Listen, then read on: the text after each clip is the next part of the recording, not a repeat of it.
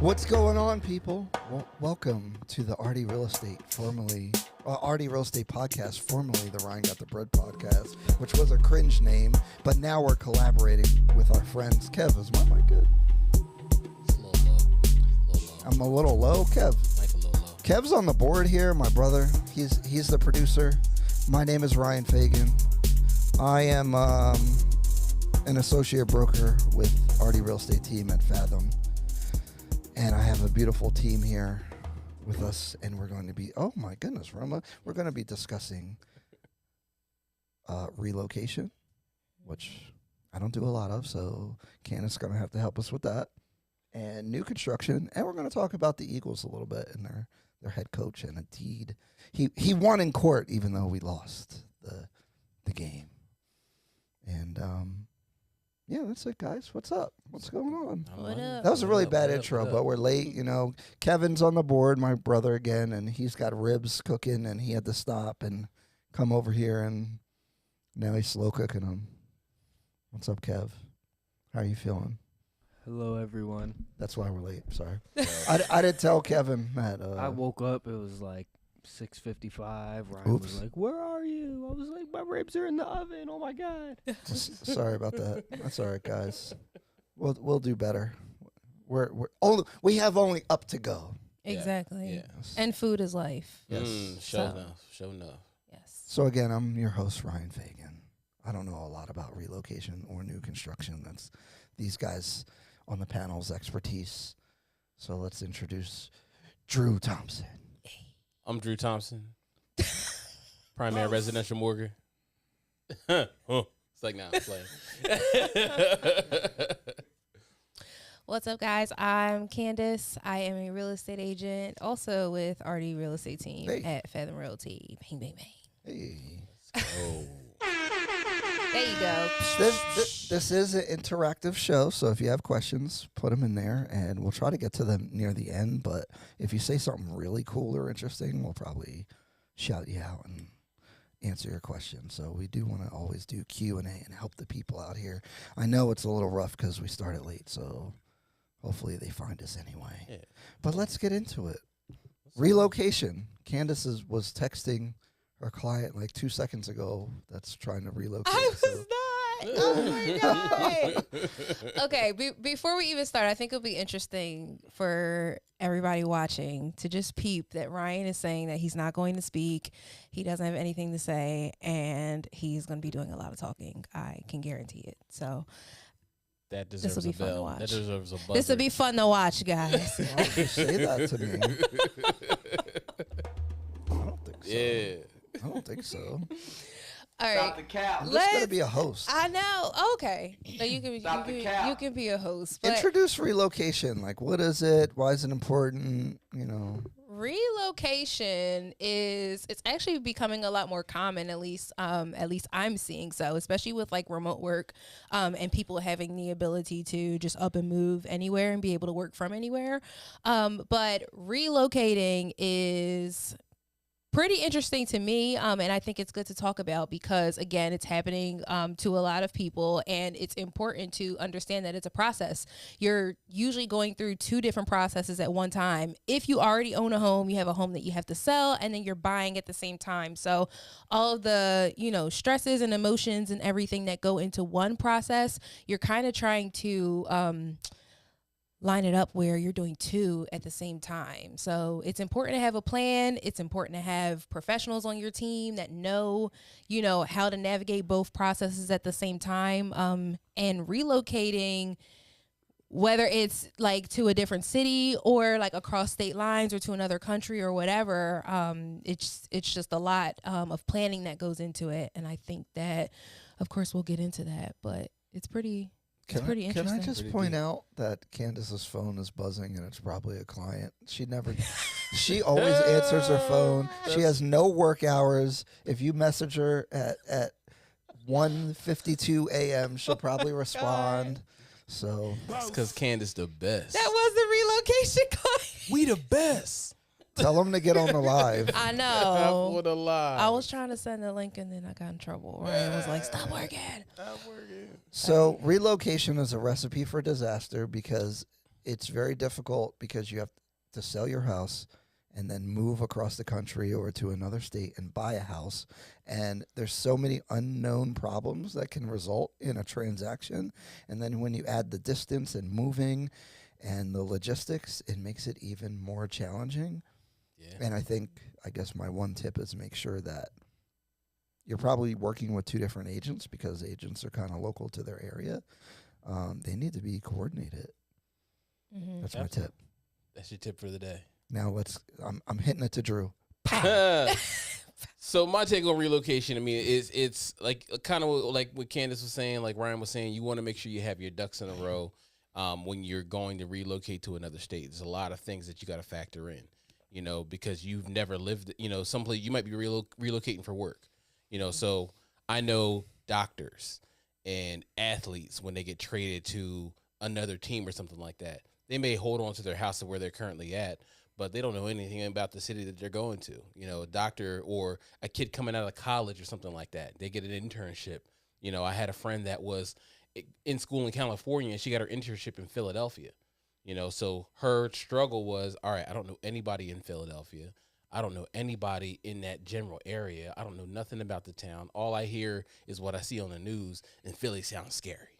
So what do It's I scary. do? Be scared. Yeah. It's scary. It's a scary place. So what does a person like that do when they are they have to move to a new area, a new location? I think that's a good point. And I think so Candace, what do you think is like your tips for finding an agent? And obviously it's important. It's even more important to find a good agent in the place that you're moving to because you're moving to a place that you don't know. Mm-hmm. And there's only so much research you can do. And the agent is going to be your local expert that can kind of guide you to like what's going to fit for you. Yeah, and I think what's huge is making sure both agents that you're working with are communicating because again, you have two different things going on at one time. So ideally for me, like relocation's gotten crazy, guys. I have two people coming from Central PA. I have somebody coming from New York. I have somebody coming from Virginia. And then I have two. One's going to Texas, at least we think. And then another one's going to Atlanta. So people are, going all over the place. And I've been having to coordinate with these other agents in other states. And I'm finding that the more seamless transactions and the communication are the ones where I've already built a relationship with those agents. So I think the best course of action when it comes to stuff like that is if you do have an agent that you're already working with, like where you currently live, see if they have connections in the location where you expect to live, because then that's one thing you don't have to worry about are the two agents not being on the same page and all of that. It's teamwork, and all transactions are teamwork, but I think relocation is like double the teamwork because you got two different teams doing the same thing at the same time. It's just a lot of moving parts. And guys, if you didn't know, agents are very catty and they don't really get along. So you want to find agents that get along with each other because you would think, oh, everybody's everybody, and they get along. No, they do not. Everyone said, what's the business aggressive language? Like, per my last email. Per my last email. Yeah, I sent a good per my last email. It definitely gets like that. And then Christian E. Solomon said, selling and buying a house at the same time seems stressful. Bro. It's very stressful. It can be stressful because, again, from a loan aspect, you have to you might be in a situation where you have to sell your current house to provide the down payment for your next house. Yep. So you're depending on somebody else's financing to follow through with your financing. It's a big chain. It is huge, because it's not just on you. Like, you may have your ducks in a row. You might have your right agent. You might have your right team, but that person that's buying your house could get screwed up in the process, not close on the loan, and now you can't buy yours or your deal falls through. There's a lot of moving parts. What's your best practice for that? If you were advising a client that's selling their house and buying a new one, and they need the proceeds to move to the new location. Well, you already mentioned it, having a great agent, because a great agent is going to vet the pre-approval that they get from the buyer on that deal. They're going to go and look and see what lender they use. They're going to look and see what they were putting down in earnest money to make sure they have enough funds to close. They're going to look at, to call the lender and say, hey, what's going on with their deal? Are their credit scores good? They're going to make sure that everything that needs to be done to make sure that they're successful that she can possibly do is taken care of on their side. Of course, acts of God can happen. I don't ever negate that, because I've been in the industry too long. Acts of God happen, but they're acts of every day. Acts of every day. It ain't even that rare. Like, stuff just happens all the time. So you got to take those things into account. But again, having a good agent that's going to check on those things and make sure they're financially vetted and that's the best possible choice is the way to go. That's a really good point, and something that people don't think of all the time is that money isn't always the major factor in having an offer accepted. Mm-hmm. So if someone is relocating, they're going to prioritize the fact that you can close for sure. Mm-hmm. So if you're putting extra money down, if you're showing a bigger escrow deposit, if you're showing a strong proof of funds, stuff like that, they're going to value that more often, or they should, versus getting an extra $5,000 or $10,000 on the sales price. Mm-hmm. And sometimes it's who you know too. Yeah. And again, having an agent that has a huge network is important as well. Yeah. We were just talking about a deal where the real estate agent in a certain area knew the person that was, selling the house. So, he was easily getting the offer accepted down in that area. We didn't know anybody down there, but again, that person's network was strong enough to get the person's offer accepted. So, you got to make sure who you're connected to and the agent that you're working with has a strong connection, has a good business sense, so that they're putting your best foot forward for you. Candace, what's your best practices? So we went over, get a good real estate agent, value, if you're selling and buying, value a strong offer. What are some other ideas or tips that you might have for these relo people? I mean, it's going to sound very, very like first grade-ish, but have a plan. I know some people that are moving and they don't have a new job where they're going. They don't have any idea. We have this new culture where everybody's just like, I'm going to quit my job. You can't break my soul. We're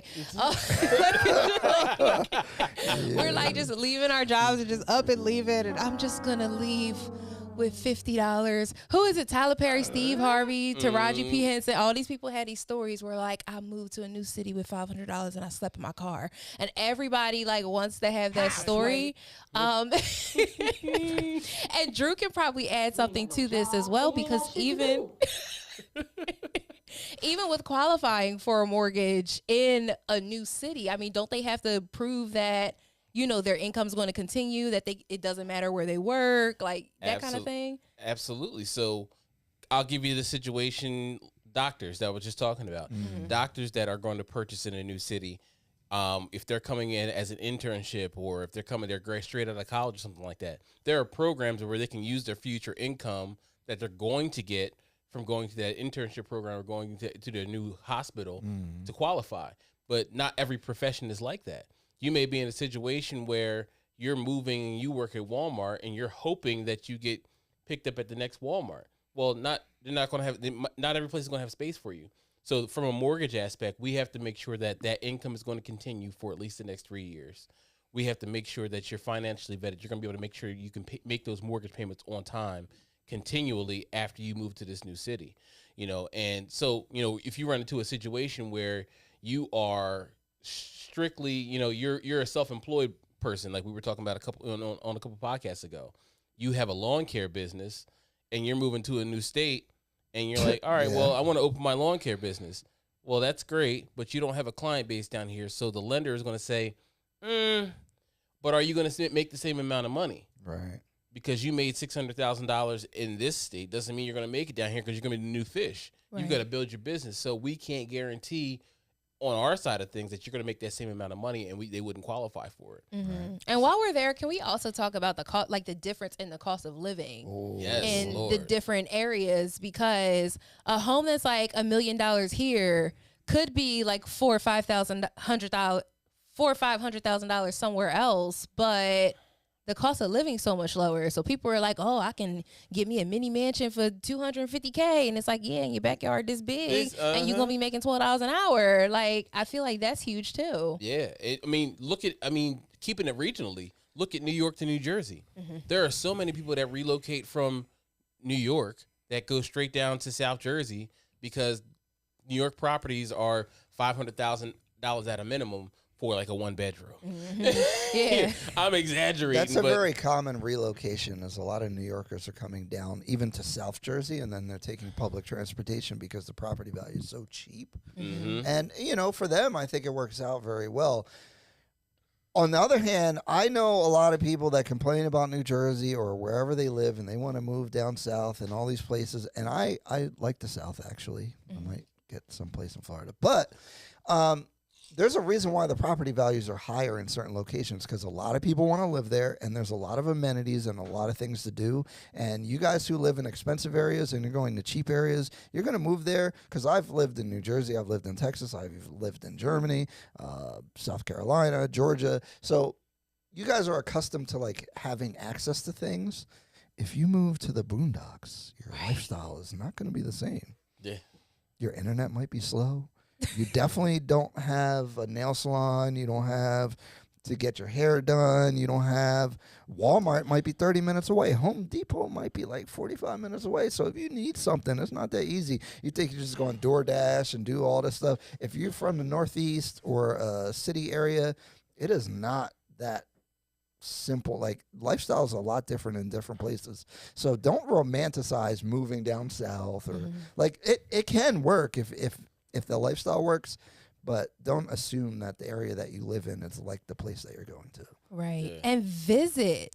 Yeah, visit please. before you move. I mean, Don't just look at a house. And people are probably watching this like, well, why wouldn't you visit before you decide to buy a whole house out there? Guys, I have seen it. And I'm just like, are you serious? Like, it's Beyonce's fault. She told everybody that you can't break her soul. And so now everybody's like, I'm going to quit my job. You can't break my soul. Yeah. Like, I just don't understand it, guys. Like, do your research, ask around, like, meet some locals, go visit. And I don't mean just a quick little 1 or 2 night trip. Try to go, like, stay a week and enjoy the area, like, learn the space.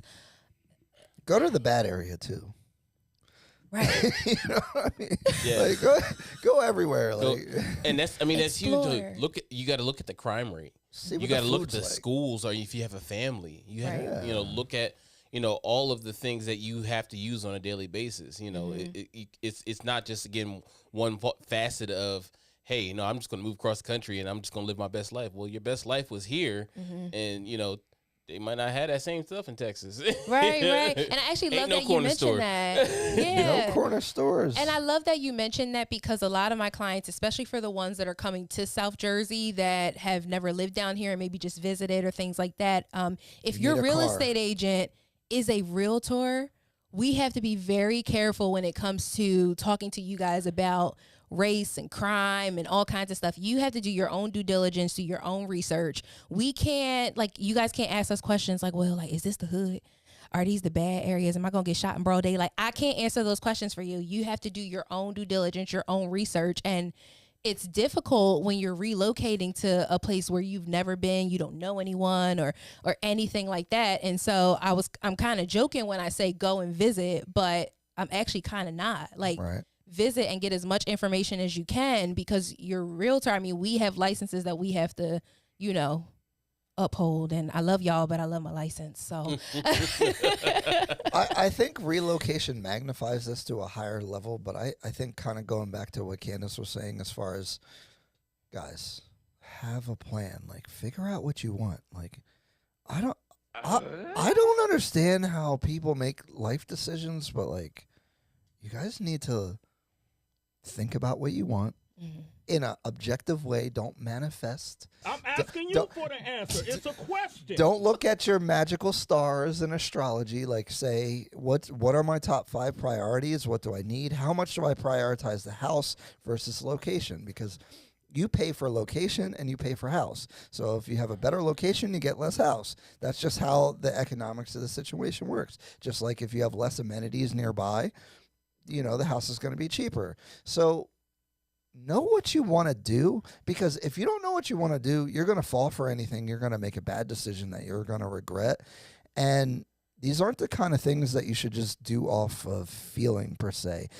I think you liking the house can be off feeling, but you deciding where you want to live, the school district, what state you're going to move to, like what your job is going to be, like you need to be decisive and know yourself and really take that seriously before you take the step to even contacting an agent and trying to like get your loan and move. Like you guys need to figure that stuff out before, because as an agent, we don't know what's in your mind. We don't know.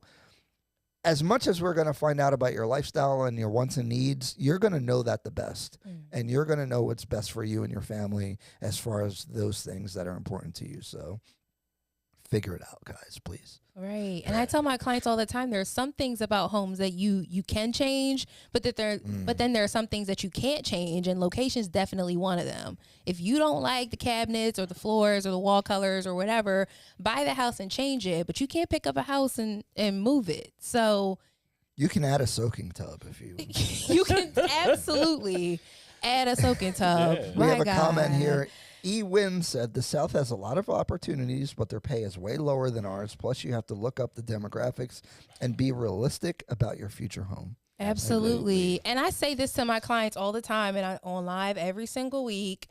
Real estate is an investment. And when you look at what you're purchasing as an investment, you're thinking about how much money is going into this and all of that.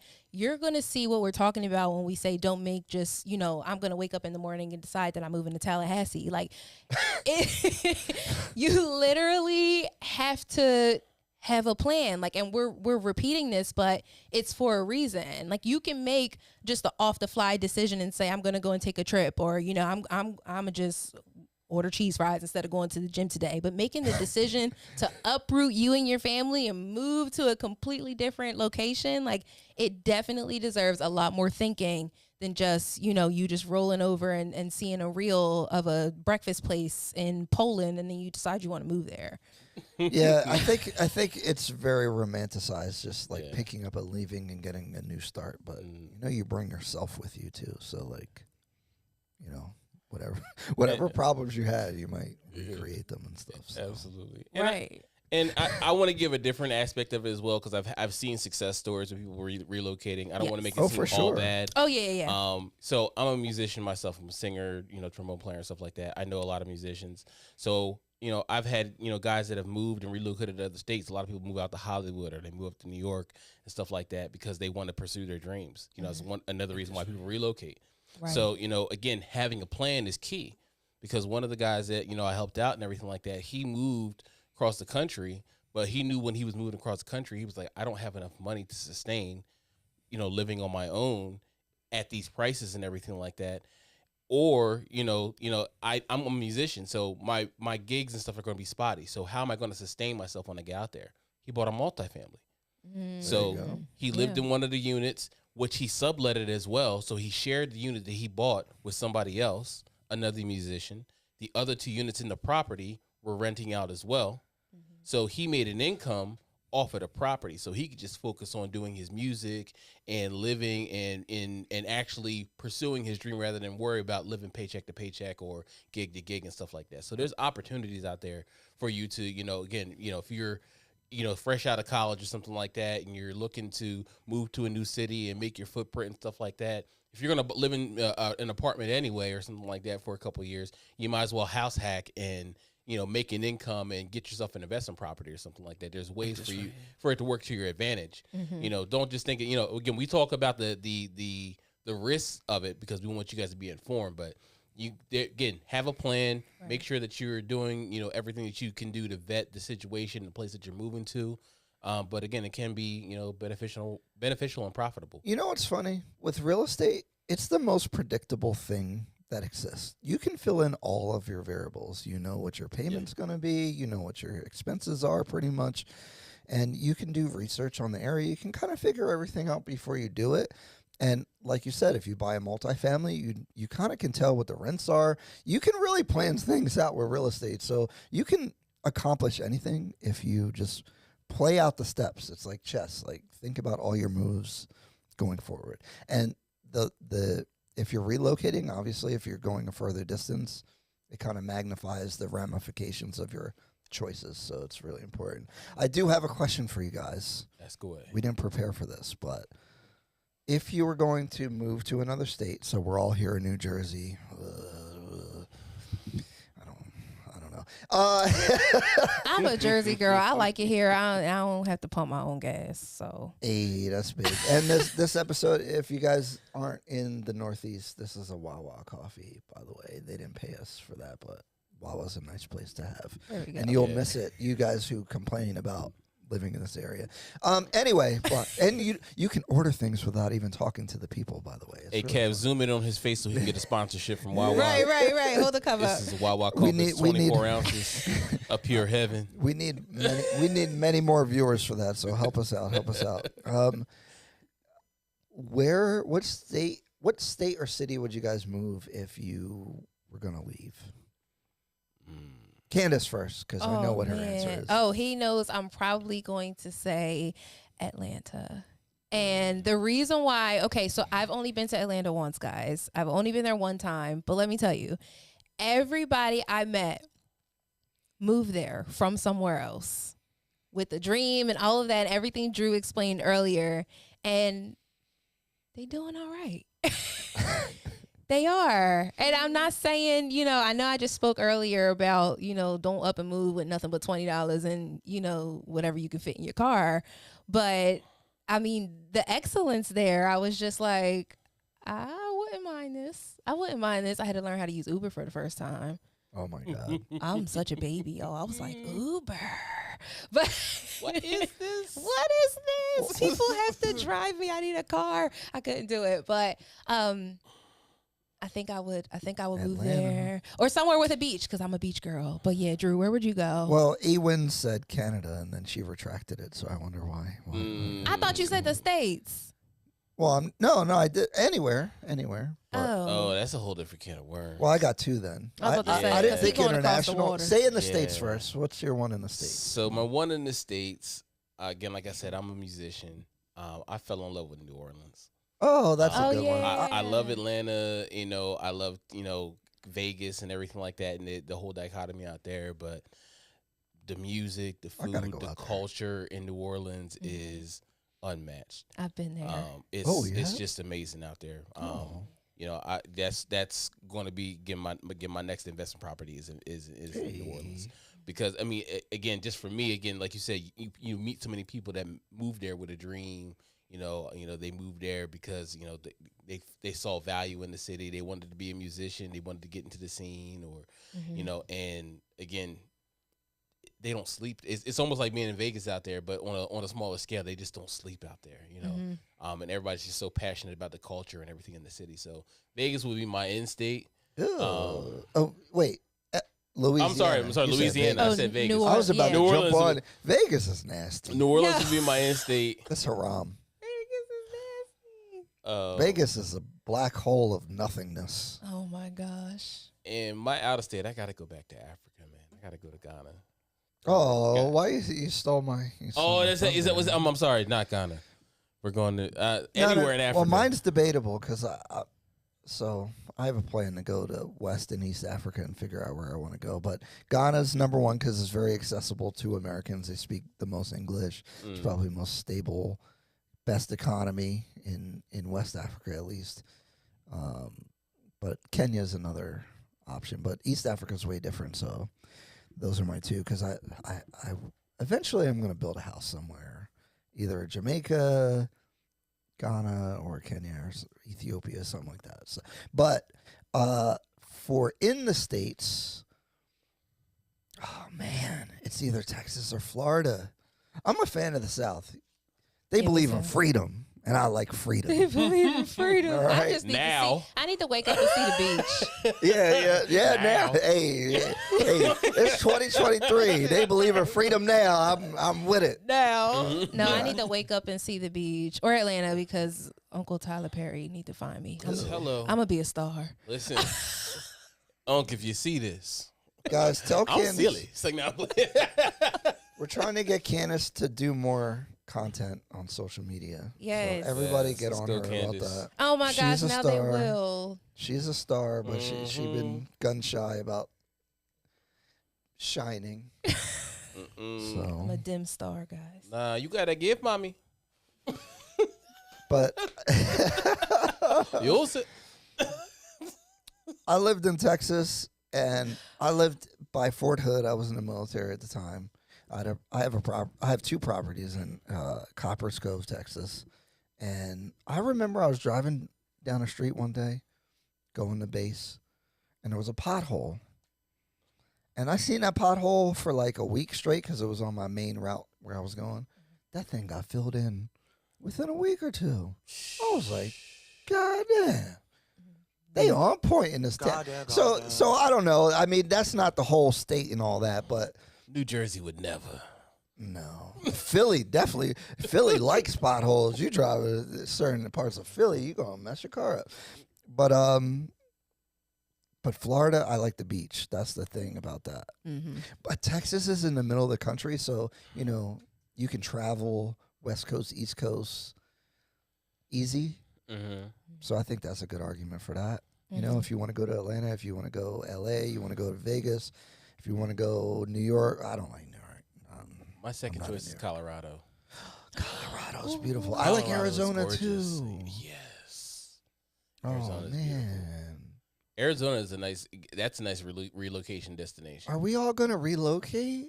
No, we can't leave each other. I'm gonna have second, third, fourth homes though. I'm just gonna jet set around the world. I already have the Frontier flight pass. We can for rent this each year. other's properties. Exactly. That's what I say. We'll I'm make like a New timeshare. Jersey. Yeah, New Jersey will probably always be home to me, but Mm. the beauty in real estate is like I need properties in other spaces. If I want to go and vacation or whatever, I don't have to Airbnb or whatever. If my family want to go somewhere, it's like, all right, well, here you go. Here's the keys. Yeah, go use stay the at the family condo. house. Exactly. Like I would love to be able to do that for my family. So I don't know, y'all. I think I'm gonna stay here. I'm gonna just be outside. Oh, outside. Yes. Ewin said, I already Whoa tell there. Candace she is awesome and has great things coming her way, so I can say I knew her when. Ebony. Oh, that's Ebony. That's Ebony. Hey, Everybody Ebony, knows what's going Ebony. on? Yeah, we got to all convince Candace to promote herself more, Listen, if you don't, we will. You got you Yeah, probably I got crack that. true. You could probably crack that like top 100 agents in the country if you I appreciate that, y'all. I think so. So just letting you know. You got a calling on your life. Oh my gosh. No, relocation is cool, guys. I think just keep in mind that you have to have a plan because it really is a big deal. Speaking of relocating, what if you relocate to a new construction? So this is transition to our second Transition. topic. Yes. I'm working on that. I'm not really, the hosty host, but You saw how I tried to close it out though? All right, I like the way you move. I tried. We need an Outcast soundboard. No, we'll get canceled. Doom, Can't have doom, music. doom. Start Oh. dancing. Can't. No. YouTube doesn't I take allow you that that back. music. I'm sorry. Really? Don't even use the tune. We'll get sued. No, I'm just playing. Even if we say we don't own the rights to the music. No, that Right. doesn't work, guys. That doesn't work saying we don't own the rights. I don't know why people keep posting that. Right. Oh gosh. Oh. But new construction. Sorry, I don't do new construction very often. I know it's really cool as an agent. You send your client there, and then if they put your name down, you get paid. But that's all I know. Yo. It's the honesty for me, It okay? is. It is. I will say that, and I'm sure Candace will co-sign for me. Before you go see a new construction, talk to your real estate agent first. Don't go talk to a new construction company without your real estate agent, Yes. because they will hoodwink you. So they could get paid. Well, Oh my that too. God.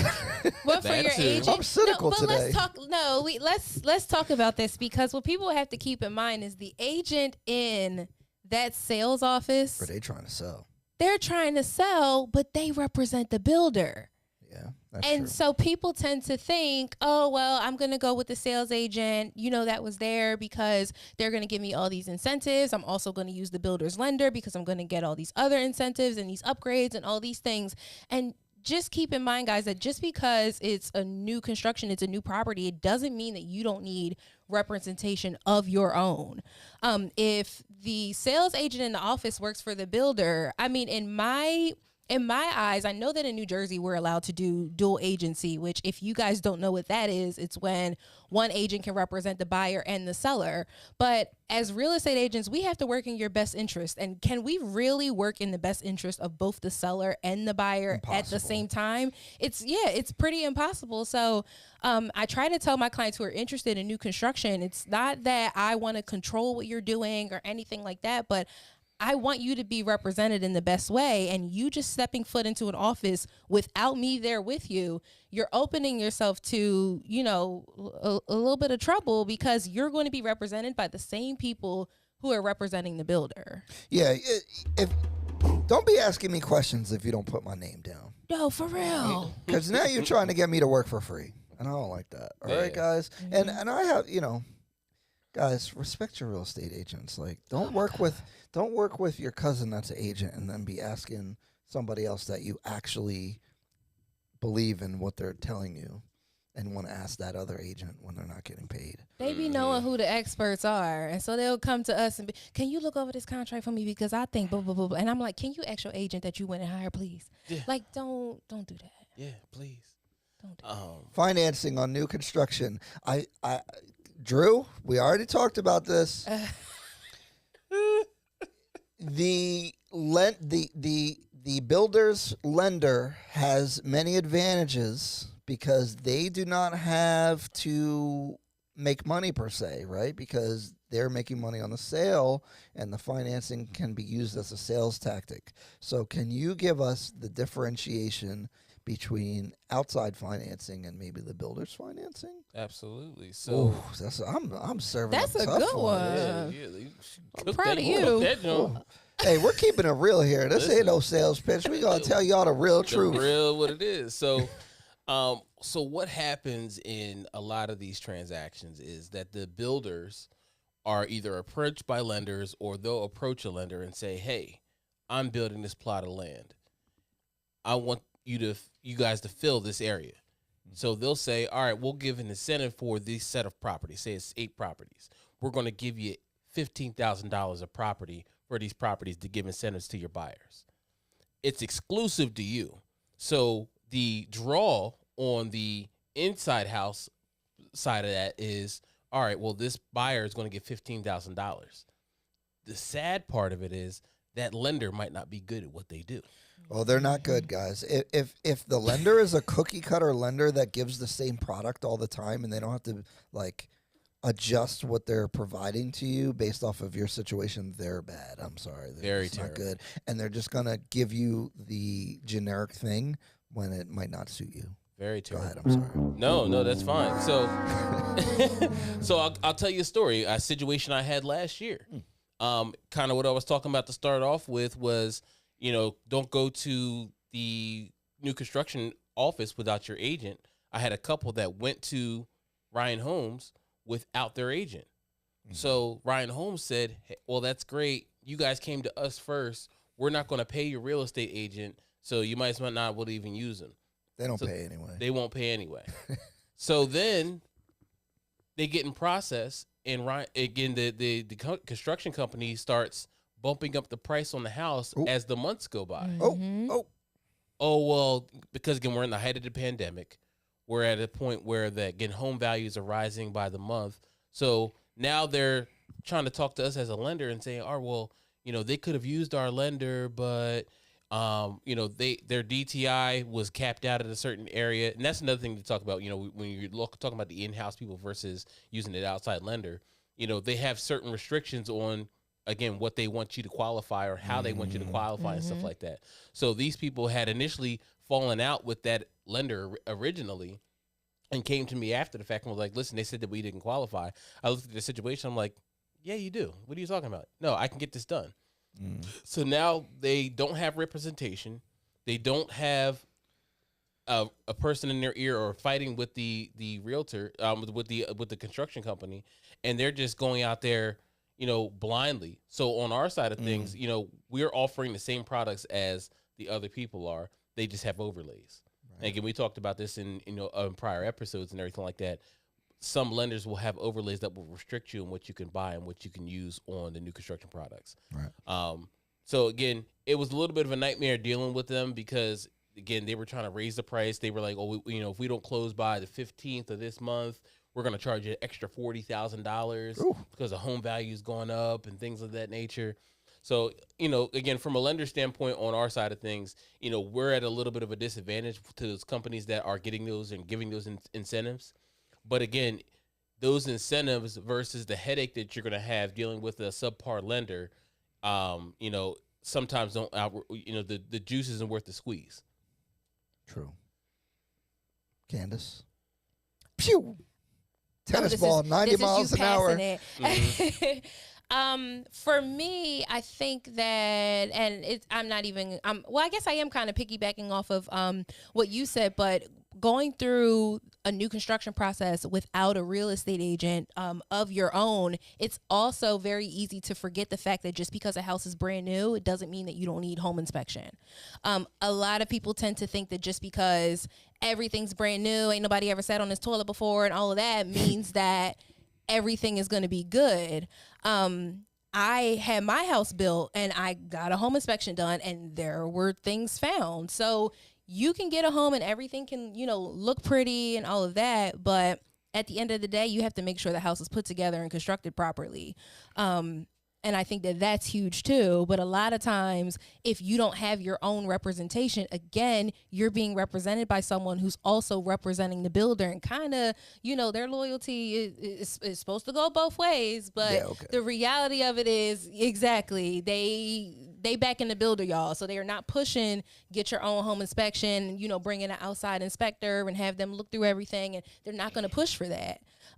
So I'm just an advocate for, please use a real estate agent. You're not losing money by using a real estate agent. Like, some people tend to think that they're saving money by not having one. They're saving, you're saving $400 to $500 on a home inspection. Like, no, this $500 can save you thousands. Like, just do it, y'all. Get an agent. What do you think about new construction versus buying a previously owned house? I don't know the terminology that should be used there, but pre-owned property. Yeah, I be saying pre-existing. What is the term? It's a pre-existing condition on this house. Yeah, that, it's need a new roof. I think in this climate, it seems a little easier to close on a new construction when it's really when it's a really strong seller's market. Yeah.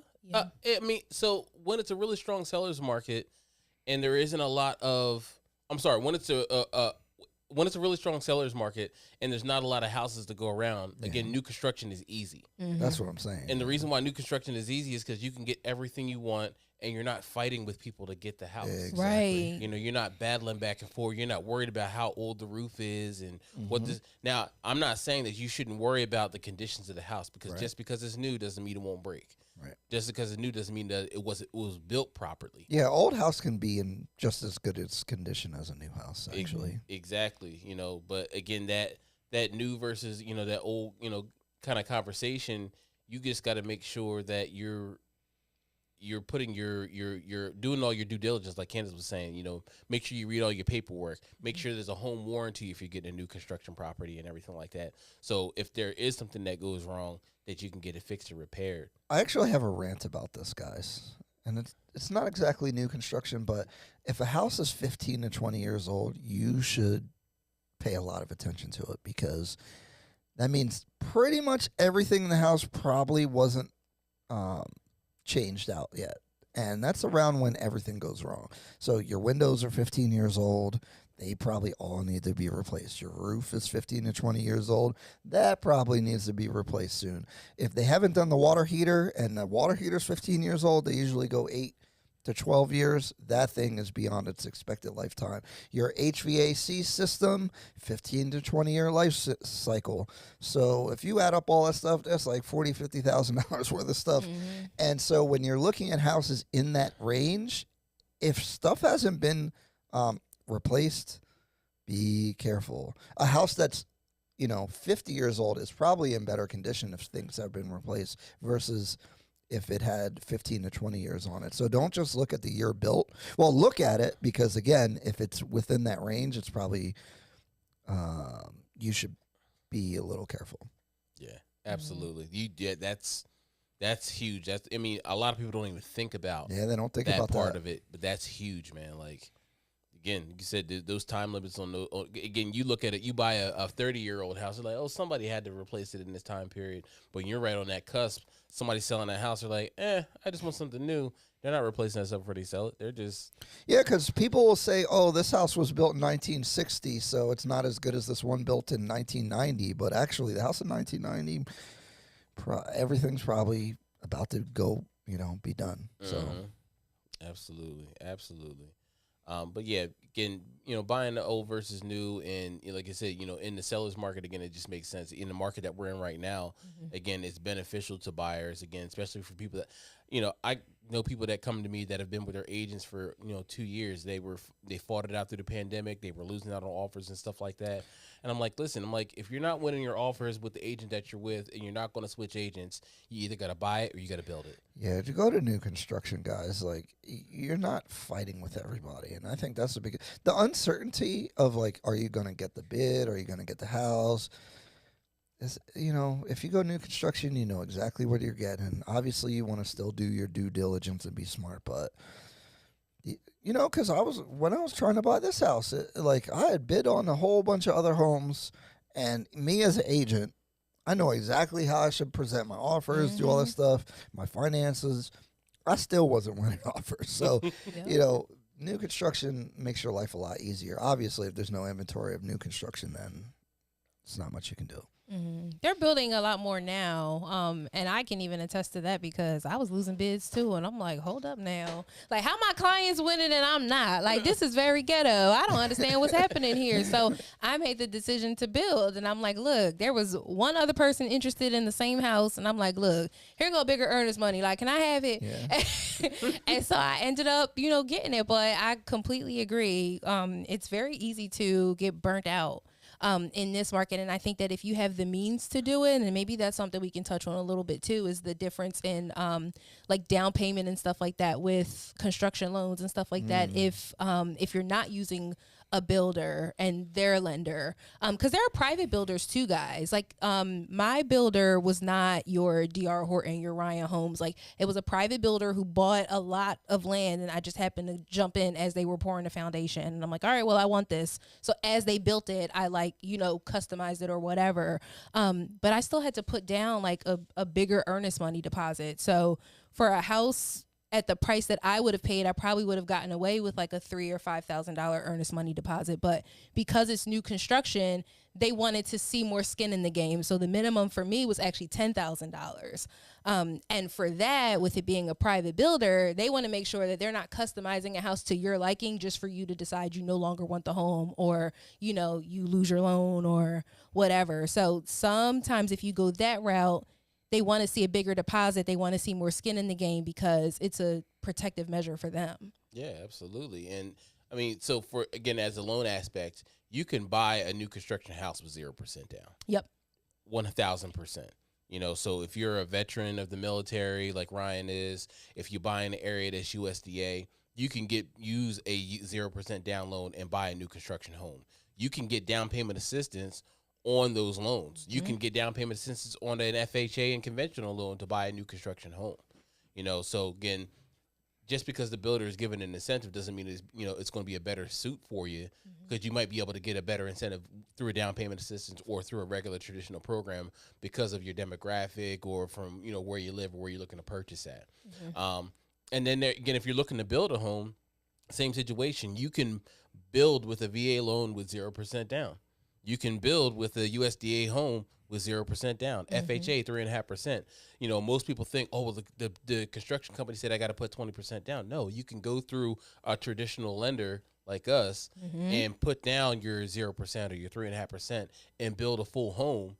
And again, it's one-time construction close. So for for people that don't know, some construction loans out there will pay out in draws. So, you'll get the loan and the company will get their money in increments. It makes it a little bit more tedious process, a little bit longer. So there's a one-time construction closed loan. So what happens is the builder gets paid at closing.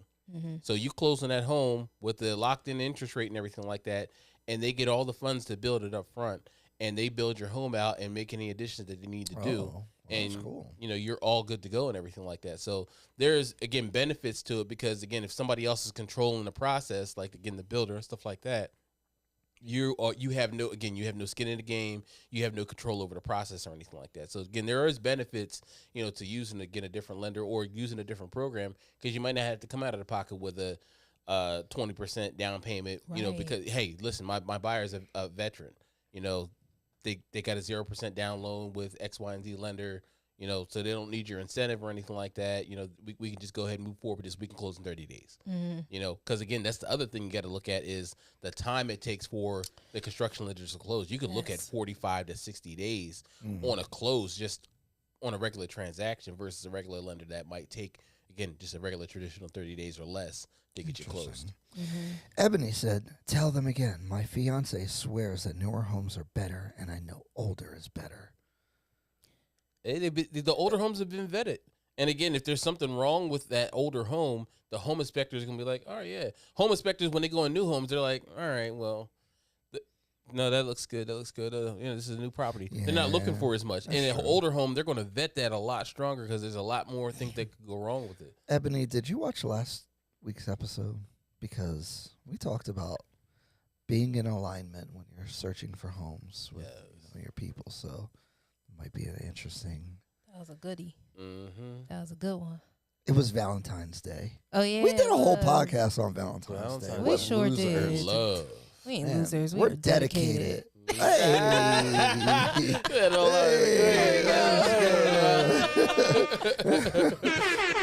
Okay. Oh, man. On that note, the Eagles were losers on the Super Bowl, unfortunately, as an Eagles fan. Lost me too. Emotional damage. Drew is hurting, y'all. I'm so mad. Drew has some dollars. At least she only bet 200. The people I was with was betting 4 digits on the game. And Ooh. Yeah, I was trying to keep them motivated. When Jalen Hurts fumbles, I was like, "We got this. Don't worry about it." They went back and scored. But they ultimately lost. But recently, Nick Sirianni, the coach of the Eagles, won in real estate court on a real estate issue. He got his escrow deposit back. He put $100,000 down on this property in Morristown, and he ended up having to go to court because, well, first of all, it was a 7,800 square foot house, which is very nice in Morristown. So I don't think they said the sales price, but obviously if he put $100K down, it was probably. I think it was like 1.2 or something about to like say, that. it's at Oh, it least a said it mil. in there? Oh, I'm Mhm. lying. I'm At least sorry, a mil. guys. I'm Yeah. sorry. I'm a bad journalist. I'm not a journalist. That's all right. 2.3 million looked like what it said. Oh, it was 2.3 million? 2.3. I think So- that's what I saw. So hopefully you don't get fired or nothing, because dang. Oh, he didn't end up buying the house, so that's okay. So maybe, I don't know. That might be a bad sign. But Yo. how come all the Eagles players live in Morristown? Candace, you need to be representing all these Eagles players. That's what you I'm know? saying. You got to do content so they can find you. If All you right, I Eagles got players you. are looking to relocate to Morristown, Candace Dennis has got your back. There I you mean, go. what's Right? Right? You gotta put celebrity realtor in your In IG your bio. profile. Luxury Luxury. realtor. Let me tell y'all something. I'm luxury, okay? And if you really luxury, you ain't got to put it in your bio. Oh, you just there. No, I'm playing. That's true. Guys, don't listen to them. All agents be lying, especially on the internet, They be okay? lying real bad. They be lying. And we be laughing. Stop the cat. But basically what happened was they tried to buy this house. They put $100,000 in escrow, so that goes to the escrow agent, whether that's the title company or an attorney or whatever. And that money has to sit in a special account, and that money can only be released if both parties agree by signing, hey, we're going to release it to this person or a certain amount, blah, blah, blah, if there's a disagreement with the contract. Or if there's a court order. So if you have a disagreement in a real estate transaction and you have escrow money in, there's only those two ways really to get the money back. Or if you close on the house, obviously. But what happened was through the due diligence process, their title company found that there was a right of first refusal for this other person to be able to buy the property. And right of first refusal basically means that if someone else is trying to sell the property, you have the right to purchase it at whatever price they agree on. So you have the right to basically come in and like steal the deal. And that was in the deed. And the seller cannot convey the deed without removing the right of first refusal. So if Nick Sirianni and his wife purchased the property, they would have to offer that same right of refusal when they went to sell the property, and they didn't want to do that. And normally when you're buying a home, they have to give you clear title, meaning that there's no loans or stipulations or other people claiming that property.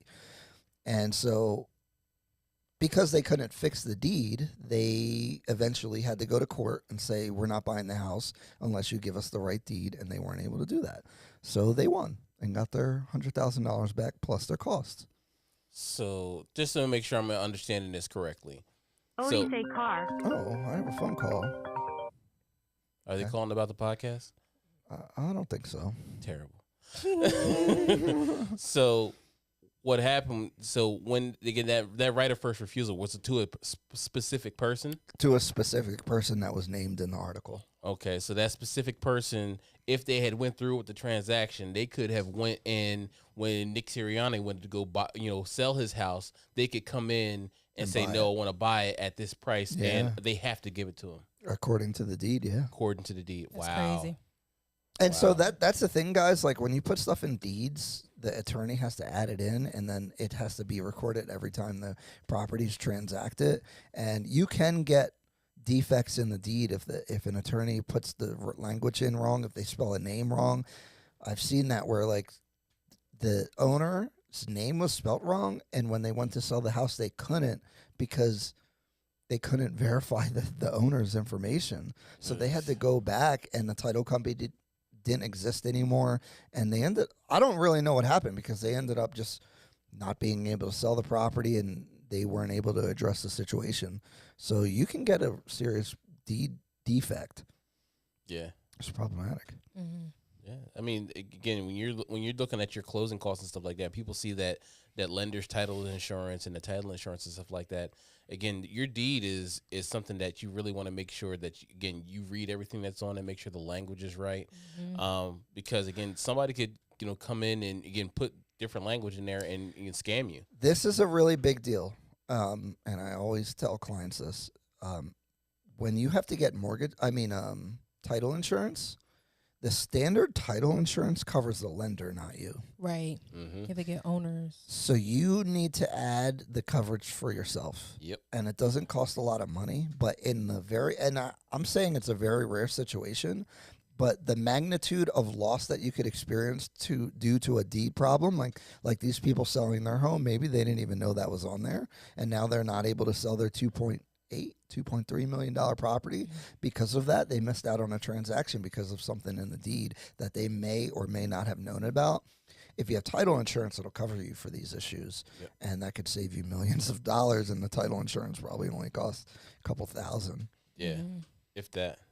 For $1 million property, for like a regular house on $300,000, to add the additional coverage for you individually instead of just the lender, it probably only costs a couple hundred maybe $1,000. Mm-hmm. Absolutely.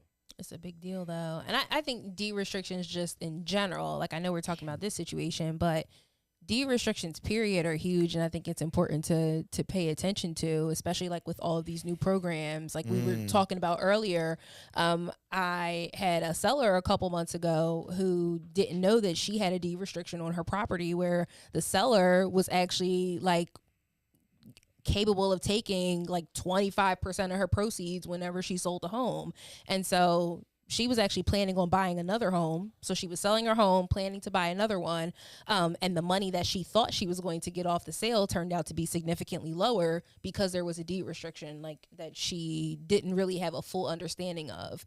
And the program she bought the house through is a program that no longer exists. So we didn't catch it, like title didn't catch it. It was like crazy. We were like more than halfway through the process maybe like 2 weeks before closing, where it all kind of unfolded, and we're like, wait, you think that, you know, you're getting all this money, and turns out you're actually only getting this because the sellers do, you know, 30 however many $1,000. Like, it's insane. That stuff usually happens from those down payment assistance programs, at least the older ones, because the newer ones are a lot better where they're less restrictive, but they do have time periods on them. I know one family that I was dealing with, they got a really good deal to purchase their home. I don't remember the exact details, but they're like essentially not allowed to make any money off of the sale of it. So they have to sell it for basically what they bought it, the house for, and it's probably worth like double what, you know, so it's like, yeah, it's trash. Yeah. So adding value to the house doesn't help them. So you know, those deed restrictions kind of suck. Yeah. Yeah. And I think it's important to add that, like, free money isn't always free, right? It's actually almost never free. So you think that, you know, I'm getting a house for free, or I got money back at closing. They paid me to buy a house. Like, no, you didn't. And there's probably some strings attached that hopefully, you know, you've educated yourself on before you signed the papers.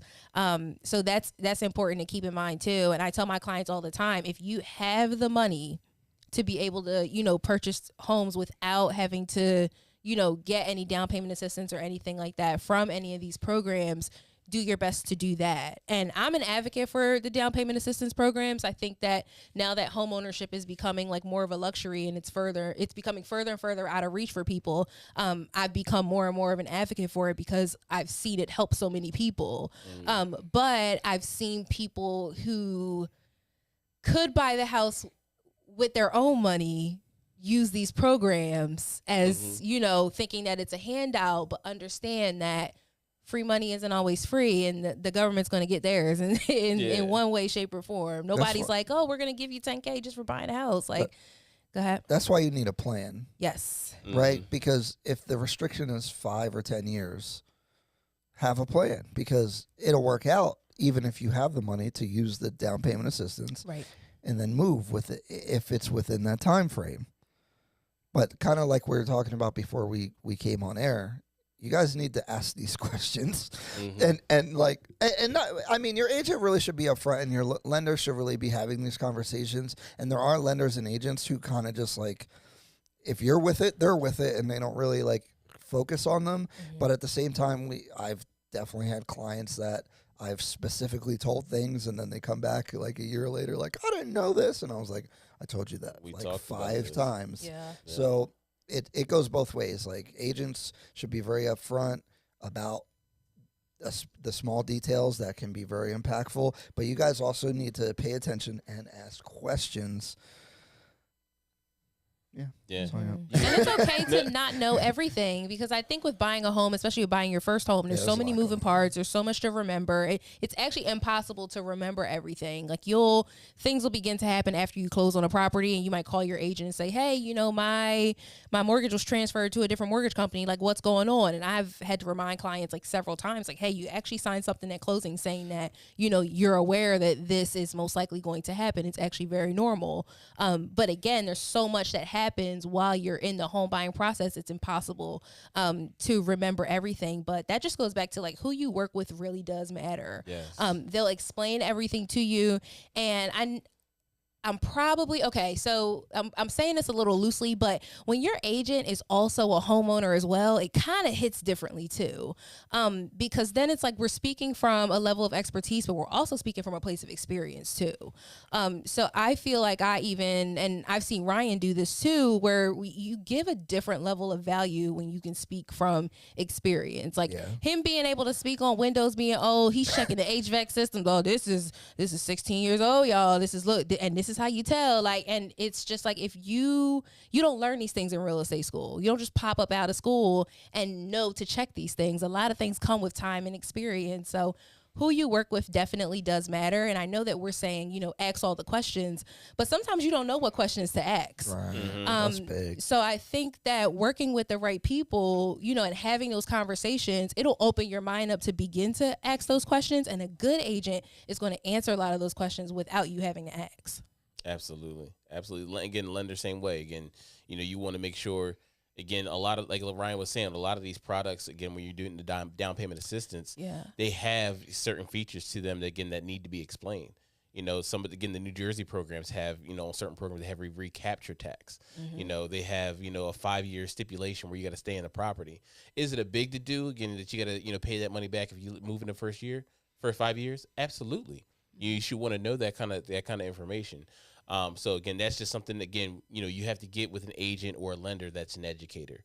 You have to get with an agent or a lender that is versed in what they're giving you, and they're not just saying, "Oh yeah, we're going to give you this money."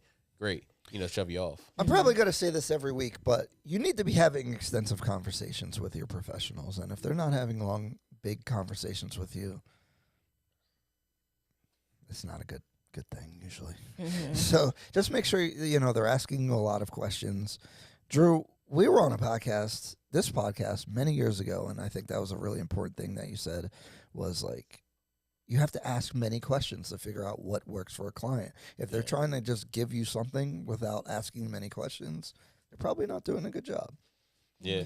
And that's one of the key things when I am, and it's funny, we had a meeting about this at my my office yesterday, about offering products to, clients and things of that nature. And, whenever I'm sending out, a package to somebody, or if I'm explaining loan products, I'm going to give you a couple options, and I'm going to tell you why I think this one's the best for you, but you can choose what you want. Right. But I'm going to educate you on everything that we have to offer and why the benefits, the pros and cons, but I think this is the best one for you. You make your decision. Right. But again, you got to ask those questions to know what is going to be the best fit for your client and what their plan is. Again, like Candace was saying, just because the money's there doesn't mean you need to use it. Are you going to move in the next 3 years? Oh yeah, well, we only plan to be here for 2 years, and then we're going to move out to Las Vegas because my whatever reason. All right, well, down payment assistance isn't for you, right? Because you're going to pay that money back. Now, are you buying in an area that your house is going to appreciate, and that $10,000 isn't going to matter? Right. Great, but you just lost out on $10,000 if you just paid it yourself. So you got to pay somebody else back in that period. Oh, well, we plan to be here for the next 10 years. We have to be here for the next 10 years. All right, go ahead and use it. Save your money. You can use it on additions to the house, build yourself some value in the property. So again, asking those questions and asking a lot of questions helps qualify that person for the best product and the best situation going forward. Yeah, because when I'm talking with buyers, we're looking for your house right now, but I want to know your goals. Like, where do you guys see you and your family in the next 5 years? Because if it's not in this house, then yeah, that's going to determine, what we decide to do, what kind of programs, you should talk about with your lender and stuff like that. And so if real estate professionals take a step back and stop focusing on the actual sale, what's happening right now in front of them, and actually get to know the client, ask questions, talk to them about their goals and stuff like that, that's where the relationship building comes in. But that's also where we become the best advocate for our clients, because now we're not just operating off of, okay, let's sell them a house. Now it's like, okay, let me set them up in the best way possible so that, yes, I'm building a relationship with them, but we're closing a transaction. We're probably going to close one later on down the line, but they'll be able to look back and say, okay, well, my real estate agent or my lender looked out for my best interest. They understood what we wanted to do, and they made it happen for us. But it's harder to do that if you're not having those conversations. Absolutely. Housekeeping items. Do you guys like Candace's headphones? She's special. They fly. She has her own custom headphones for the studio. She's a star. I bet I see nobody wearing these. Second housekeeping item. Next week, I think we're going to have Kaylin, which is one of our agents on the Ardhi real estate team, and her first-time investor, Shaler, who is buying a whole bunch of properties, and we're going to talk about his story. Kind of like the old school RGB podcast episodes where we kind of... I think first-time investors are really good to talk to because they could provide a very realistic expectation and like what they're actually going through, rather than talking to some big rich guy who's flipped 100 houses or done what, because it's not relative anymore and they get detached. Yeah. So that'll be interesting for next week. I probably shouldn't talk about it right away because, it's scheduled, but we'll see if it happens. If not, we'll have the home. I'm going to call this the home team. Me, Candace, and Drew. This is going to be our standard episode. Gang. and format. So I appreciate Ebony for hanging with us and participating. Hopefully, as we continue to grow, we'll get more engagement and we'll help people and we'll walk you guys through stuff. We can even take phone calls, as you see, and maybe we can maybe we could do like a some kind of consultation or something with people and kind of so people will see the process. So that might be interesting. That's it, guys. Thanks, Eb. Thanks for tuning in. I'm like, what? You gave her a nickname already. That was a good one. That was a good one. Ardhi Real Estate Podcast. Candace, Drew, Ryan. We're out next week. See ya. Oh, I forgot.